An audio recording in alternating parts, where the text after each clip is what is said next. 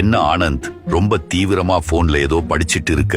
வணக்கம் குமார் அண்ணா, நம்ம வீட்டுக்கு தேர்தல் அதிகாரி வந்திருந்தாங்க. அத பத்தி தான் ஆன்லைன்ல படிச்சிட்டு இருந்தேன். ஓ அப்படியா? அதுல என்ன பண்ணுவாங்க?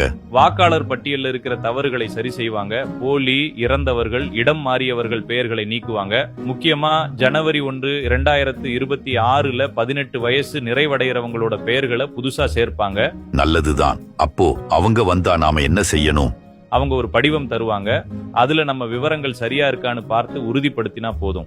அச்சோ, எங்க வீட்ல இப்போ ஆள் இல்லையே. ஒருவேளை நம்ம வீட்ல இல்லனா கவலைப்பட தேவையில்லை. ஆன்லைன்லயே voters.eci.gov.in என்கிற இணையதளத்துல நம்ம விவரங்களை சரிபார்க்கலாம், திருத்தலாம், புதுசா சேர்க்கவும் விண்ணப்பிக்கலாம். இது ரொம்ப சுலபமா இருக்கே.